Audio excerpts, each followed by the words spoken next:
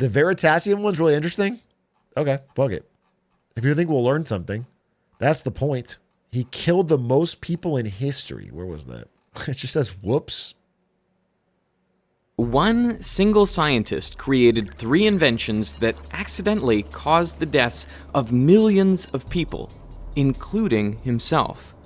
Not only that, they decreased the average intelligence of people all around the world, increased crime rates, and caused 2 completely separate environmental disasters that we are still dealing with today.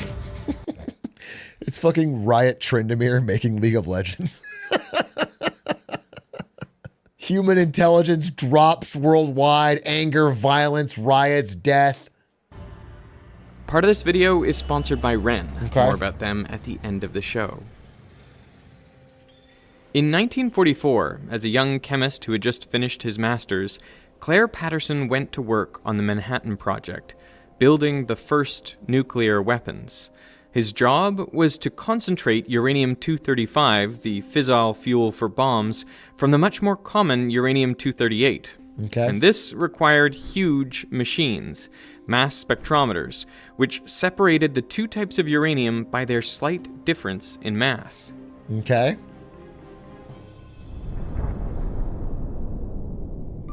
After the war, Patterson went back to grad school to get his PhD. He picked a research project that would take advantage of his experience with mass spectrometers, measuring the age of the Earth. Okay. Radioactive rocks are effectively clocks. Uranium-238, for example, decays into thorium, and then protactinium, and then 12 more decays, until it ends up as lead-206, which is stable. The rate of this decay is consistent and can be measured. It takes 4.5 billion years for half Around of a sample of 1.3 U-238 to decay into lead-206. Patterson's PhD project was to determine the age of the Earth by measuring the ratio of uranium to lead in primordial rocks. But to calibrate his instrument, first he used zircon crystals whose ages were known. Zircon... Okay, but what if 7,000 years ago, when God created it all, he just set a certain arbitrary amount of lead? Checkmate. Okay? What if God literally just picked a ratio of lead out of his ass? Or her ass. Sure. Is ideal for this purpose because when it forms, it contains trace amounts of uranium, but absolutely no lead. So any lead that you later find inside a zircon, you know must be the product of a uranium decay. Now, Patterson was tasked with... we're in a fucking Minecraft server where every time you get a new seed, it's a randomized amount of lead. What about that? With measuring the lead content, and another student, George Tilton, measured uranium. Tilton's uranium measurements were fine. They matched predictions. But Patterson's lead measurements were all over the place, and they were many, many times higher than they expected. We take George's uranium and my lead. Not right, Patterson. There was lead there that didn't belong there. So where was all this extra lead coming from? That mystery would take over the rest of Claire Patterson's life and bring him to the literal ends of the Earth. Okay. That shot In is 1908, a woman was driving across the Belle Isle Bridge in Detroit when her car stalled. A passing motorist stopped to help. In those days, cars needed to be hand-cranked to start. He knelt down and turned the crank, and the engine roared to life, a little too suddenly. The man couldn't get out of the way, and the crank handle hit him in the face and broke his jaw. He died as a result. What a fucking terrible way to die. That's crazy. That's why you never help women. That's the lesson. If you try to help a woman, you will die. That's, I believe, the takeaway. I think that's what... Damn, that's why chivalry is literally dead. That's crazy. That sucks. What a terrible way to die. Of his injuries. His name was Byron Carter, and he was the founder of his own car company, so he was well connected in the Detroit auto scene. He counted among his close friends the founder of Cadillac, Henry Leland. Leland was so distraught over his friend's death. Damn, what an aura loss to be like, yeah, I'm kind of a car guy. I mean, Okay, he's been long enough dead. We can make fun of it, right? To be like, yeah, don't worry, ma'am. I'm a car guy. I can get this fixed. Don't worry, I'll have you. I actually own my own car company. And then, blam! Oh, fuck! And you bleed out. That's crazy. That is just a crazy oral loss. Anyway. That he resolved to eliminate hand cranks from his vehicles. Leland hired Charles Kettering to create a self-starting car, and by 1911, he had a working prototype. Hand cranking was difficult and dangerous, and best left to men. But a car that started itself changed everything. The world's first crankless car was the Cadillac Model 30. It was much more powerful than cars before it. It had a top speed of 45 miles per hour and 40 horsepower, double the Ford Model T. The Model 30 was a huge success for Cadillac, doubling the company's annual sales. But it had a problem. It was deafeningly loud. In internal combustion engines, a piston compresses the fuel-air mixture, which is then ignited by a spark from the spark plug. The expanding hot gases push the piston back down. The problem with the Model 30 engine was it compressed the fuel-air mixture more than previous models.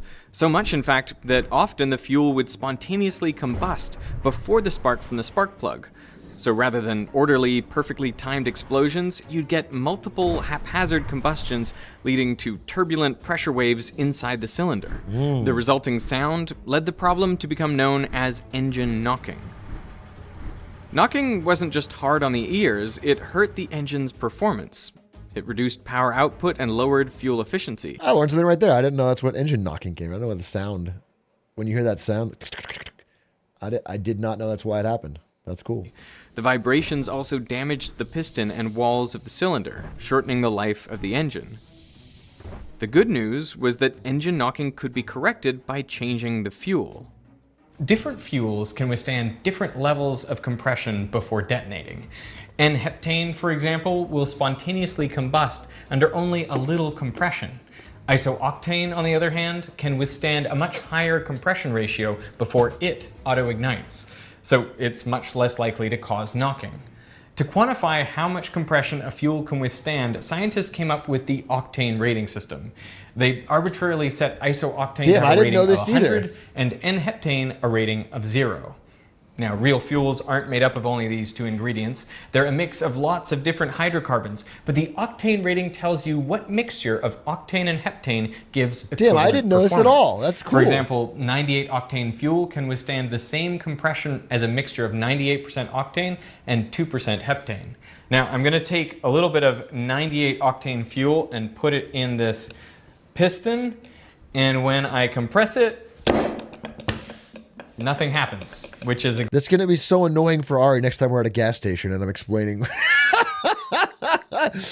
explaining the different octanes and what they mean. It's going to be such a pain in the ass for her. If I remember it, I'll make it up. I'll tell her it's God's will. exactly what you'd expect. This fuel can withstand a lot of compression. Diesel has an octane rating of 20, so it acts like a mixture of 20% isooctane and 80% N-heptane.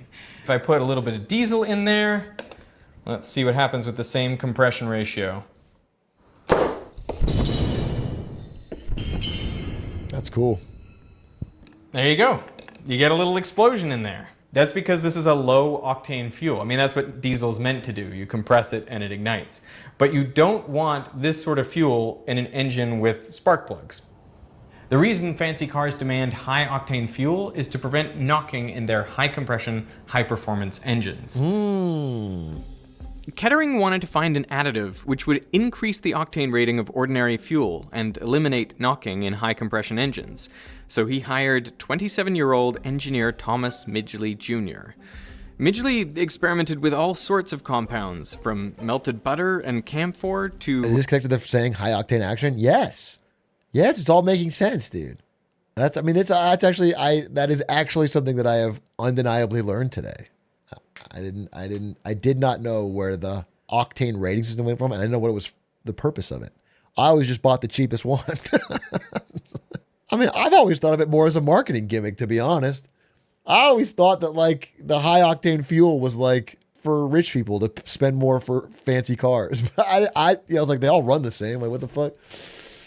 Low key, there's a chemical reason. They all taste the same. No, that's where you're wrong. No, I think high octane has a little bit of a sweeter, crisper taste. Okay? Ethyl acetate and aluminum chloride. He later wrote most of them had no more effect than spitting in the Great Lakes. Ethanol was an interesting exception. It did stop the knocking, but you needed a lot of it, about 10% of the fuel mixture for it to be effective. That much ethanol would be expensive and hard to turn a profit on.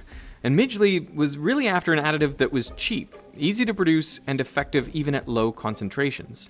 So he kept trying. Then he hit on tellurium. It worked wonderfully as an anti-knock agent, but it had a terrible smell.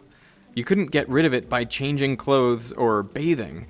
His wife was so offended by the stench that he had to sleep in the basement for 7 months. Midgley wrote, I don't think that, although this doubled the fuel economy, humanity would suffer this smell. That's funny. On December 3rd, 1921, after 5 years of working on the problem, Midgley found what he thought was the perfect solution: tetraethyl lead. Some fucking chatter just said lol fart Atrioc. Do you think that was me on the screen? Do you think I invented tetrium in fucking... What are you talking about? And also, even if I did, that doesn't mean I'm farting. You think I farted so much and then blamed it on the... Dude, that'd be so funny. Imagine this dude actually just fucking reeked, but he blamed it on tetrium, so his wife...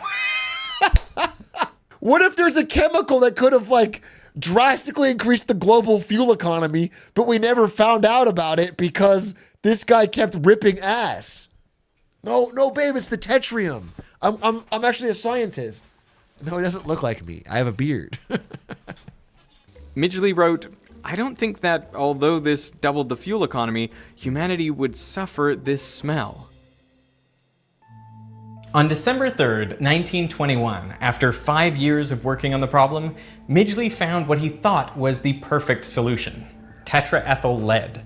That's a lead atom right there in the center. This additive was exactly what he was looking for.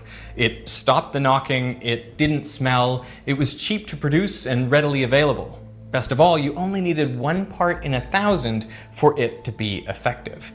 In a call to Kettering, Midgley said, can you imagine how much money we're gonna make with this?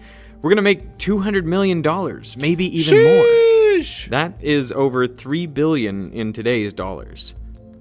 Now, for his discovery, the American Chemical Society gave him the prestigious Nichols Award, and they asked him to do a series of public talks. He thought he was going to get $200 billion and only got 1 nickel?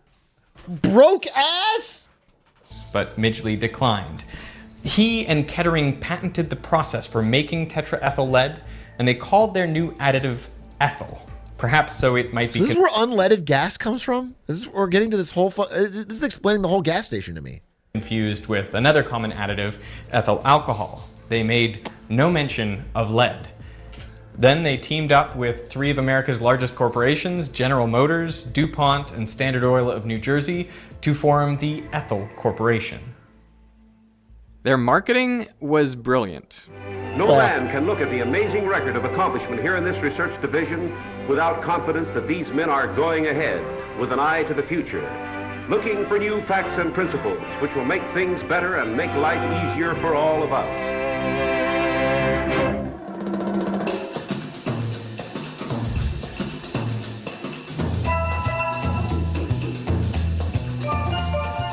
At the 1923 Indian... That's a good ad. Your son will be embarrassed of you, slow ass, if you don't get ethyl. Your progeny will look upon you with shame. Your kids will call you a cuck. Unless you get ethyl gasoline. This one is not as good. This is just a big swordfish and it says as powerful as ethyl gasoline. That's a shit ad, dude. What Where's the fucking emotional journey on that one? It's just a fucking swordfish. Big fish. At the 1923 Indianapolis 500, the top 3 finishers all used ethyl, and the demand for leaded gasoline took off. To keep up, Ethyl Corporation had to build a new chemical plant in New Jersey, but the project began terribly. Within 2 months of operating, dozens of workers fell ill with lead poisoning. 5 of them died. To address the public outcry, Midgley held a press conference, and there he poured tetraethyl lead onto his hands, and he inhaled it for a full minute.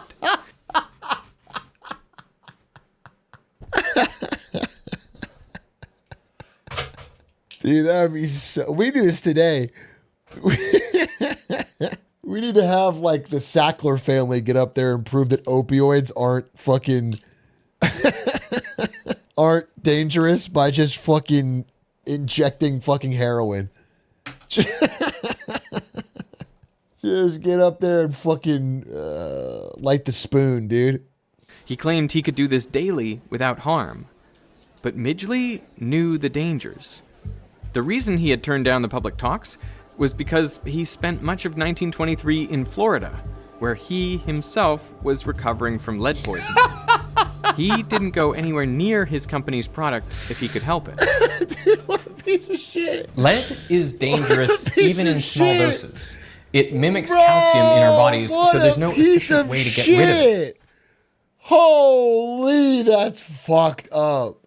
That's so fucked up, dude. And like calcium, lead can be stored in bones for years, meaning it can continue to poison the body long after the initial exposure. The organ most sensitive to lead is the brain. Lead breaks down the myelin sheath around axons and prevents the release of neurotransmitters. That's why common symptoms of lead poisoning are headaches, memory loss, and tingling in the hands and feet. Dude, I'm not kidding. This is so funny, but I don't even know how to properly explain this. I'm going to try to explain this to you, but I don't know if I can properly explain this. When I'm learning a new skill, like I've been practicing shooting from a certain location in basketball. I've been like practicing the same shot over and over. I literally try to picture in my brain my myelin sheath on my neurons lighting up. I'm trying to create the groove. I'm not kidding. I that's how I picture. I'm like trying to I can do the same thing every time.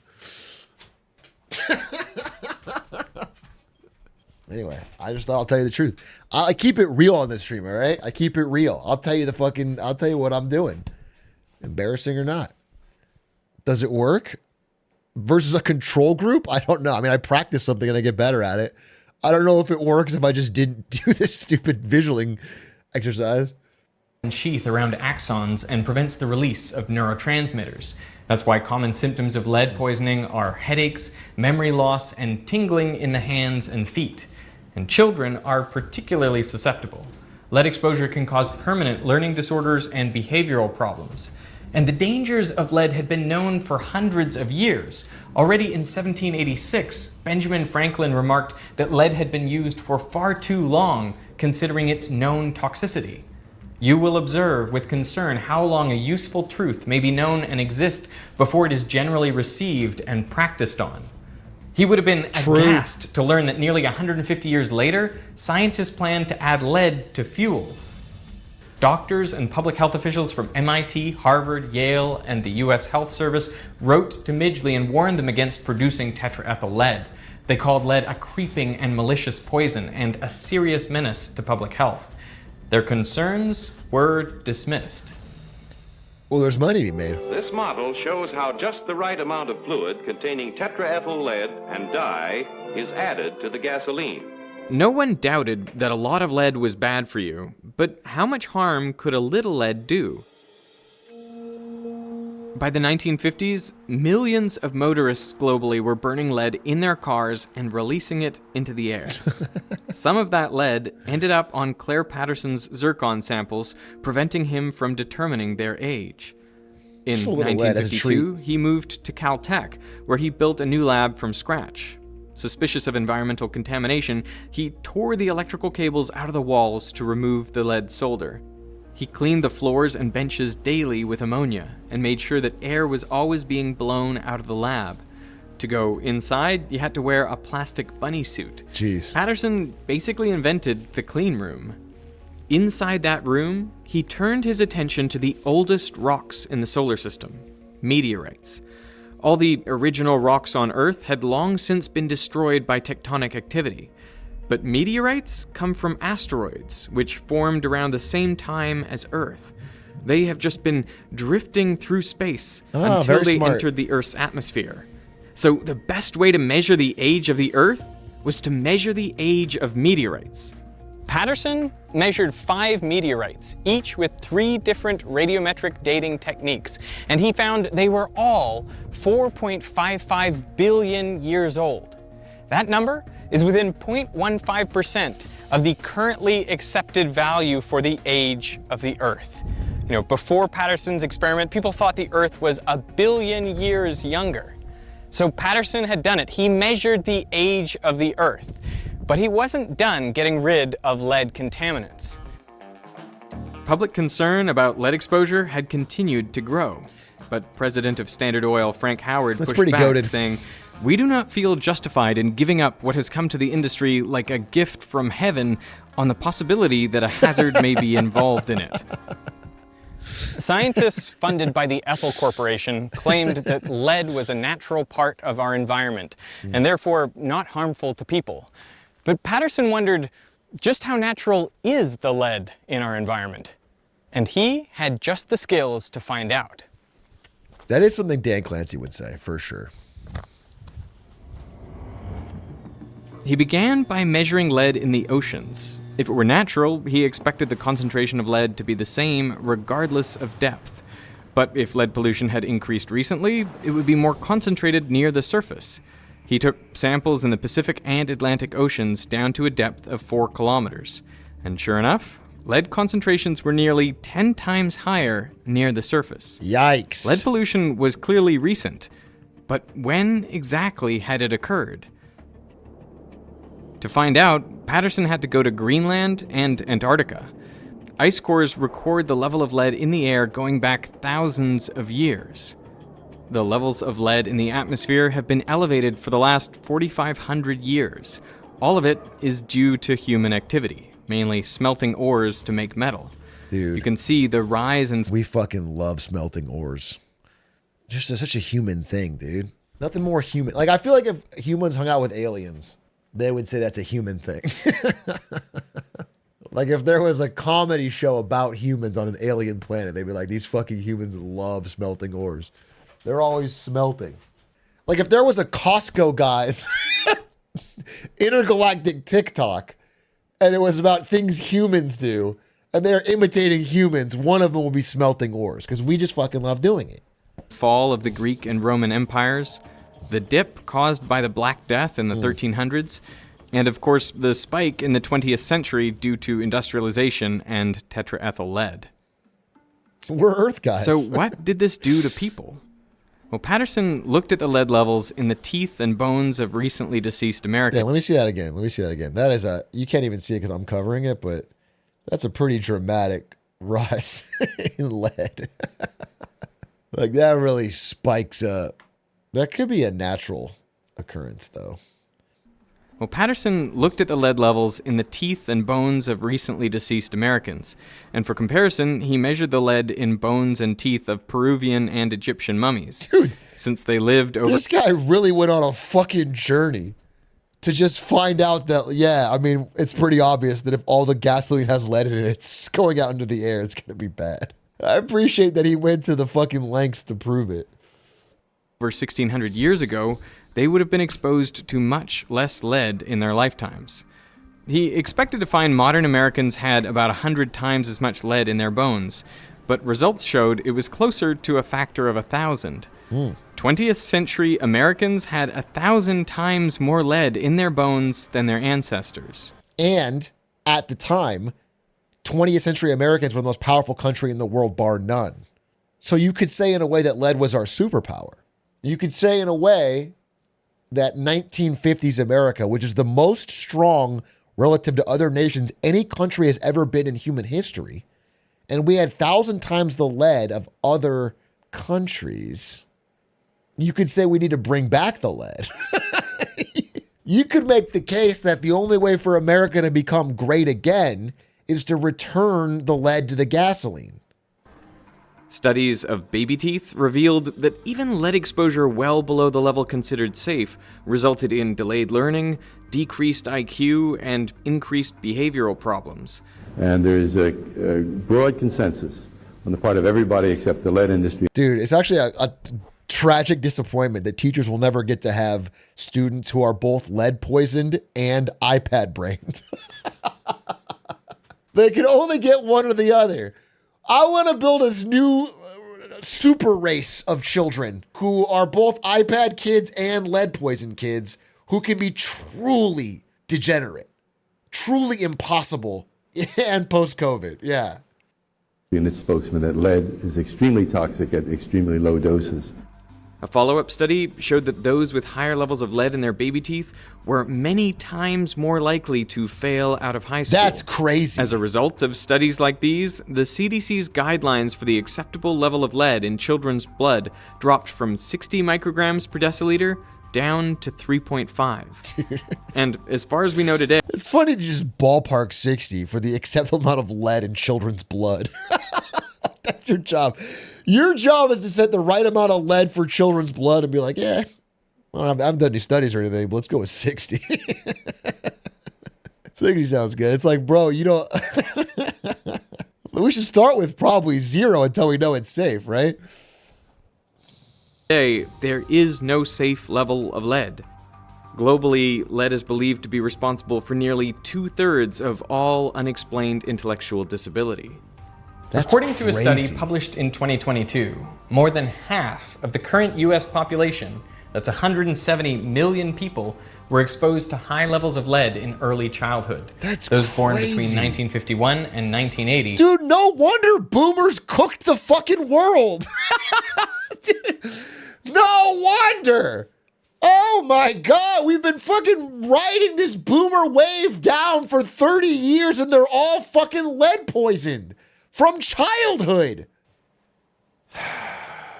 Are disproportionately affected. The authors estimate that in aggregate, lead caused a loss of more than Flash forward exactly 30 years and some fucking kid is watching VR YouTube video about how millennials and Gen Z had microplastics in their brain.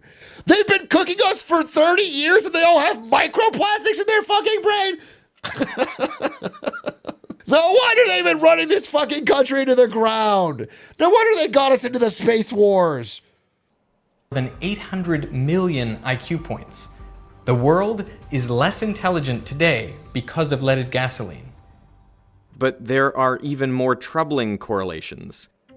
The US saw a steady rise in crime from the 1970s to the 1990s. You know what's so fucked up is we are going to have a space war one day and there's not going to be a single goddamn lightsaber in it. That's fucked up. We're just going to fucking shoot guns at each other and fucking missiles and shit.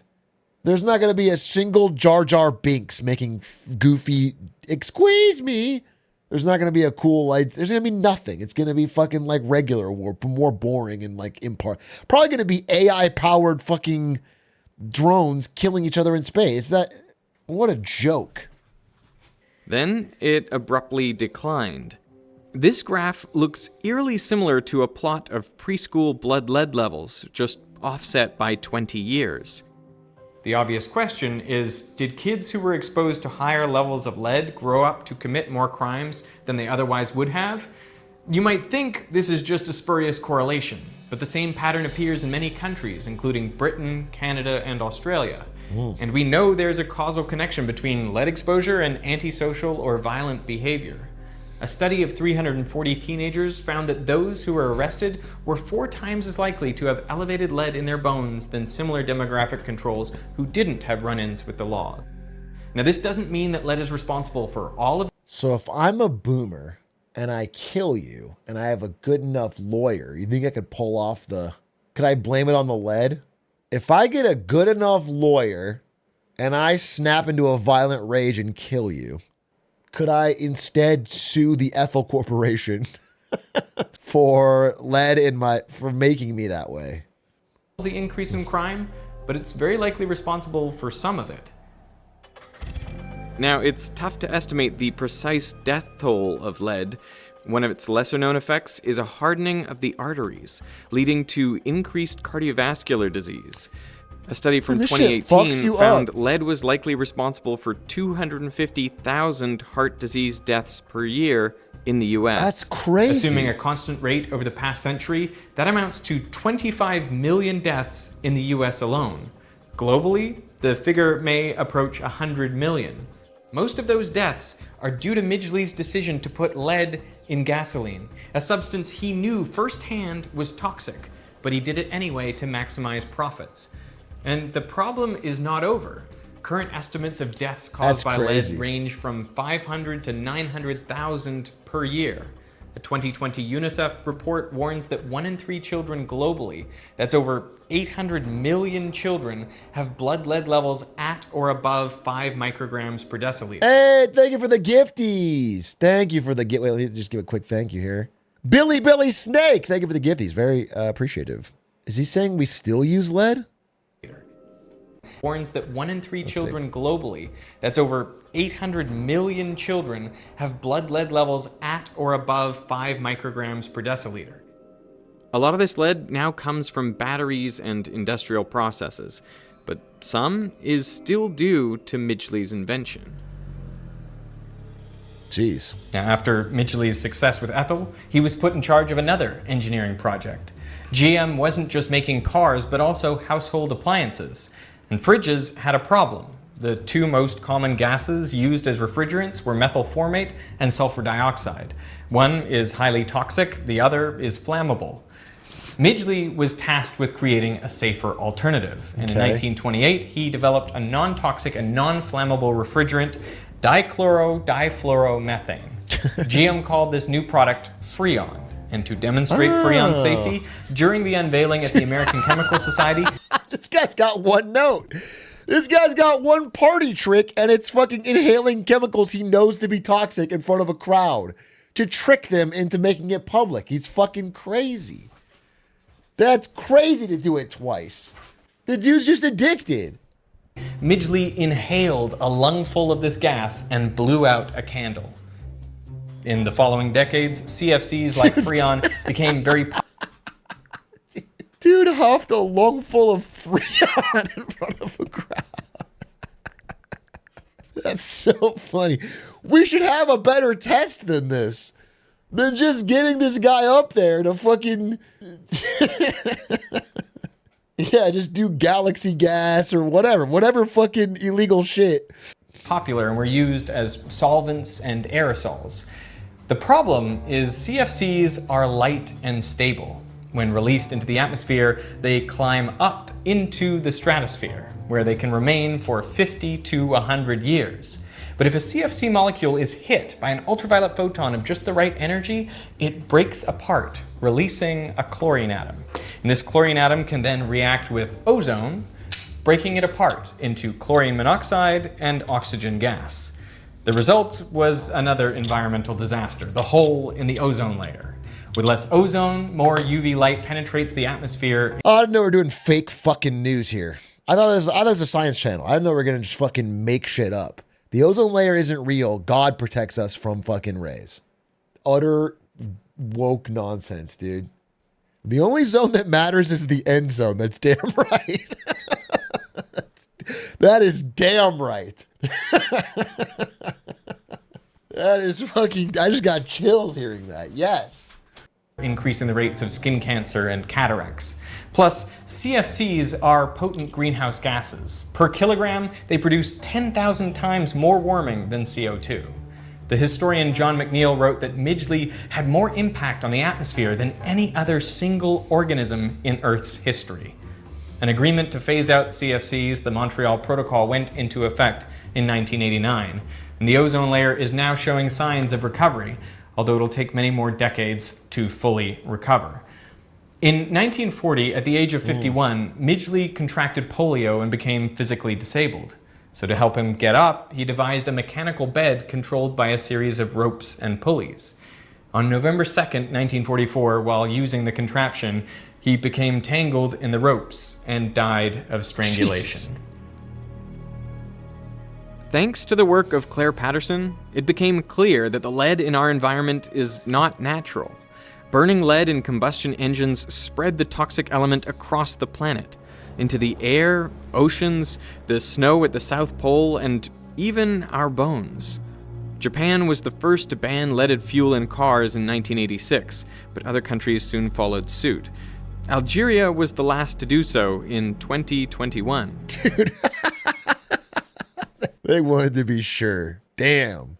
That's when you leave the party after the lights are on, dude. 2021 is late, Algeria. Well, that's a fucking long time. If you're banning leaded fuel post-COVID...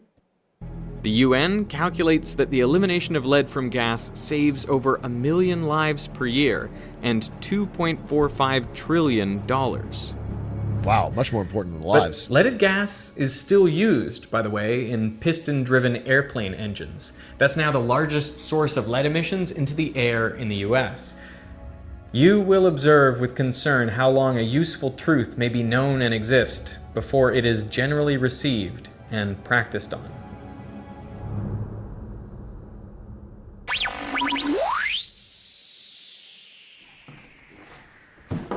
When I first learned about Thomas Midgley and Claire Patterson, I was amazed by how much harm or how much good a single person could do to the environment, which brings me to the sponsor of this video, Ren.